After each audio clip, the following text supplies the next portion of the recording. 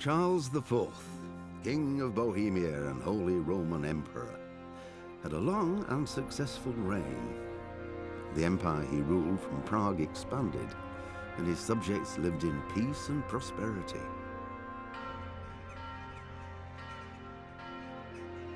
When the emperor died, the whole empire mourned. More than 7,000 people accompanied him on his last procession. The heir to the throne of the flourishing empire was Charles's son, Wenceslas IV, whose father had prepared him for this moment all his life. But Wenceslas did not take after his father. He neglected affairs of state for more frivolous pursuits. He even failed to turn up for his own coronation as emperor, which did little to endear him to the Pope. Wenceslas the Idle did not impress the imperial nobility either. His difficulties mounted until the nobles, exasperated by the inaction of their ruler, turned for help to his half-brother, King Sigismund of Hungary. Sigismund decided on a radical solution. He kidnapped the king to force him to abdicate, then took advantage of the ensuing disorder to gain greater power for himself. He invaded Bohemia with a massive army and began pillaging the territories of the king's allies. It is here that my story begins.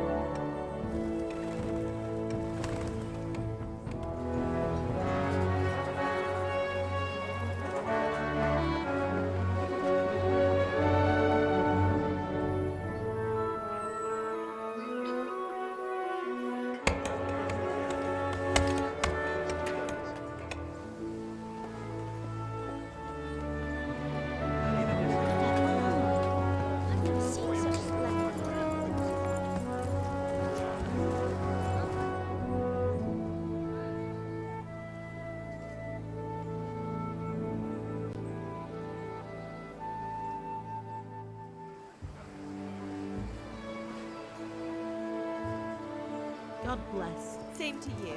Today's a scorcher.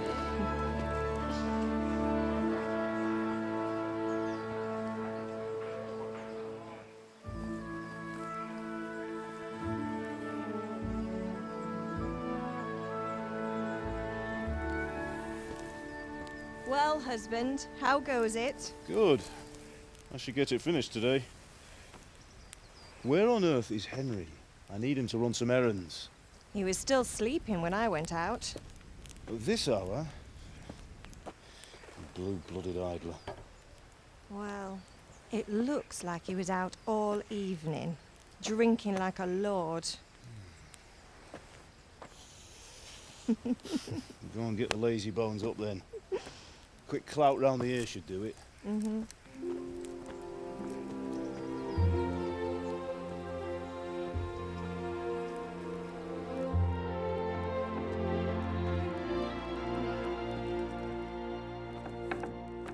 Henry! Get up now. There's work to be done. Mother. Get up or I'll come get you up, you slugabed. Hear that? You'd better not vex him. Now get up quick. Your breakfast is on the table. Wait, what's this? Have you been... Oh, Henry. How many times have I told you about fighting? Oh, it's nothing. It's just a scratch. You've been at that sword play again, haven't you? You'd better pray your father doesn't get to hear of it. You know how he feels about it. Oh, don't worry, it wasn't that. I just scratched myself is all. Well, just don't come crying to me if you really do get hurt. Now get up, you rogue.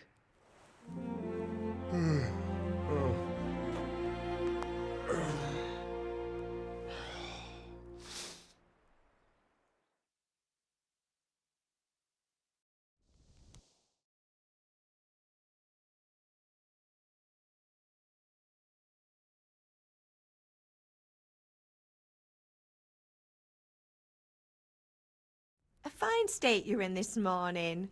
What on earth did you get up to last night? Nothing much. Me and the lads were just having a chat in the tavern.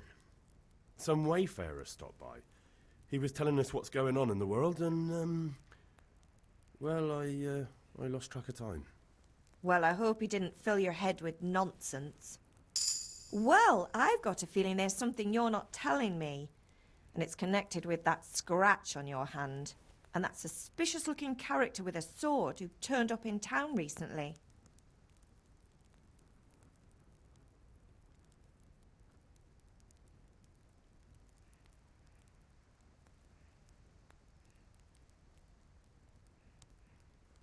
You think he's teaching me sword fighting, don't you? What use would that be to me? Here. I'm not lying to you, Ma. All right, then, if you say so. I don't mean to pry, but you know your father takes a dim view of such things. Can I get something to eat? I left some breakfast on the table. Help yourself.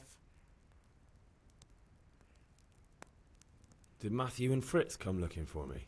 No, I haven't seen them this morning. They shouldn't be hard to find.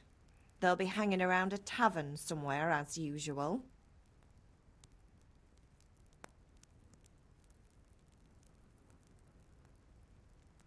Matthew and Fritz aren't drunkards. I never said they were, did I? And if I really minded you going for a beer with them, I'd have put a stop to it long ago. I was young once too, you know. And your father was no angel when he was in Cuttenberg. Of course he wasn't. You don't believe me? Ask him yourself. All right, I will. You're not a boy anymore, Henry. You're a man, and it's time to start acting like one. Yesterday you promised your father you'd help at the forge. If you made yourself useful now and then, I wouldn't mind your mischief-making so much. Do you need me to do anything, Ma? Ah, you're a good lad. But I'm fine. It's your father needs helping with that sword.